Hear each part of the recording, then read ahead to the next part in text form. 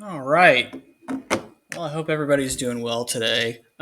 Retail sales came out this morning, which showed seasonally adjusted a month over month increase of 0.4% at the sort of headline number versus the consensus estimate of 0.3 for September.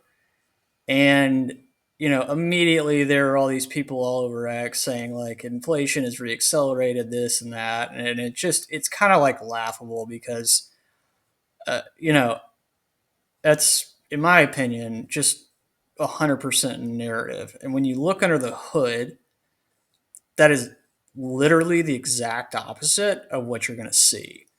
Uh, it's just exceptionally short-sighted to extrapolate 1 month and call that a new trend. So look, let's go through this information. I think it's really important to look at this stuff over a long time frame to see it through uh, at least one cycle to see how these things play out. And I really like looking at it multiple ways. I find that even sometimes just configuring a visual a certain way can really kind of make certain trends a lot clearer than they otherwise would be.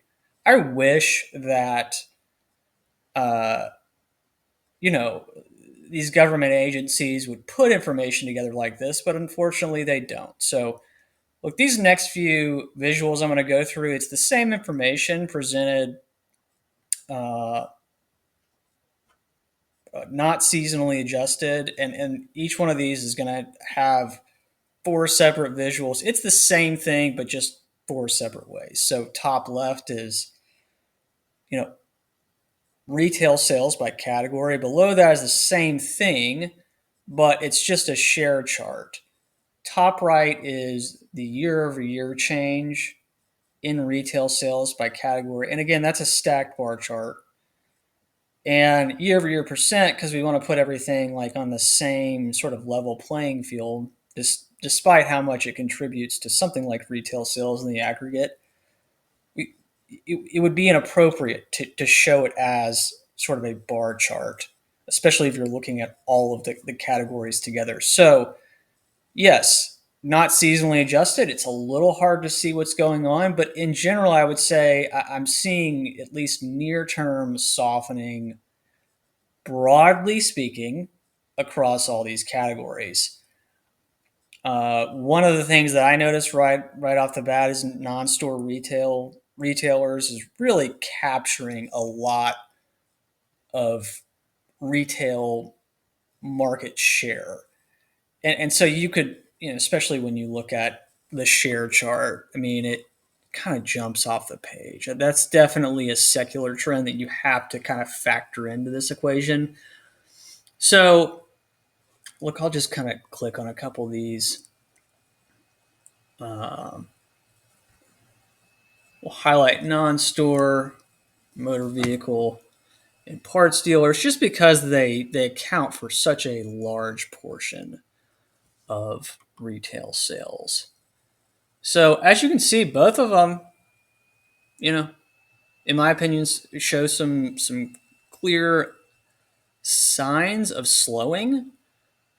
The rate of change is obviously not identical, but it's the same general trend. So this next page is going to be the same thing, but I'm going to smooth it out and just apply a 3 month moving average to this. I think it's especially easier to see the trend year over year in the top right chart. Now it's just a little smoother.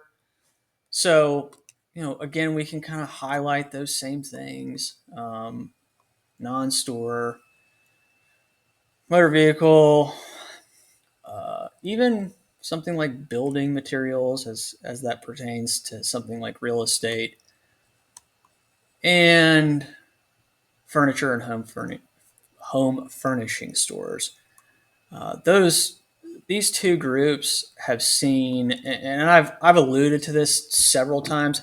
Oftentimes, like on Twitter, I'll just post about this from just kind of like an employment standpoint. But I mean, guys, like all of these things work together. It's going to show up in jobs, in the sales data. All of those things are connected to GDP. Obviously, GDP is wonky with all of the fiscal spending that we have going on right now.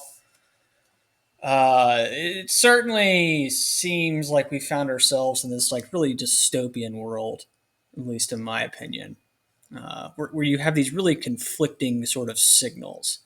But anyway, I'm kind of going on a tangent. So here we'll do the same thing. Here's a 6 month moving average, and I'll kind of move through this hopefully somewhat quickly.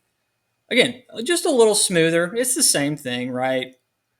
Those trends are a little, you know, better defined, I would say. But in general, it's that same slowing that we're seeing across every cut of the data this far. Here's a 12 month. Obviously, this is going to be a little bit delayed in terms of the responsiveness of these trends. And that's, of course, really kind of the point of a moving average. But it oftentimes helps just to identify these trends. So and the thing that I keep coming back to is obviously all these buckets matter, but like non-store is kind of what really cracks me up here. I mean, even that is slowing, right? So, but now why don't we just kind of apply some moving averages to some individual categories to see kind of what that looks like overlaid. Here we're looking at motor vehicle and parts. Again, this is not seasonally adjusted. What are we observing? And of course, it's presented three separate ways. It's that same general slowing growth pattern, just pretty much everywhere. Okay, well, let's look at non-store. Same thing. Really. I mean, it's still fairly elevated year over year, but if you were to look at that like month over month, uh, sort of basically applying these same principles, it's abundantly clear that kind of everything is slowing. And I kind of laugh at all these takes about, oh well, yeah, I mean, sales are reaccelerating. I'm like, are we even looking at the same thing? It kind of cracks me up. I think we've just gotten to a point as a society where uh, it's much easier to just control the narrative because nobody has any incentive to actually look at things objectively now. Uh, that's not good for equities, right? That's not good for the wealth effect. So, yeah, interesting place we find ourselves in. So, just a friendly reminder that, I wish people would look into this themselves, but all I've done is just presented the data. You can take from this whatever you like. Uh, I've just given you my interpretation of it. But I would argue that it's kind of hard to see anything but what I've just kind of highlighted. That yes, retail sales are slowing. This is a big component of GDP. We know that consumer spending is roughly like 70% of GDP. So this is, of course, something to keep an eye on. And I would just argue too, like we also, in general, when talking about consumer spending, we can't just assume that that's like evenly distributed across like households or age groups. I mean, you really have to think about things like household net worths uh, and how that's going to play into something like this, and where you might see weakness in something like this first. I mean, credit card delinquencies, auto loan delinquency, things like that are kind of like screaming. This is all kind of course, going to impact lower income folks and asset poor people first. That's typically going to be younger people. They just haven't had time to really accumulate wealth and they don't make as much money. Uh, and you could just say that generally speaking about like blue collar folks or what, middle lower class people in general or households.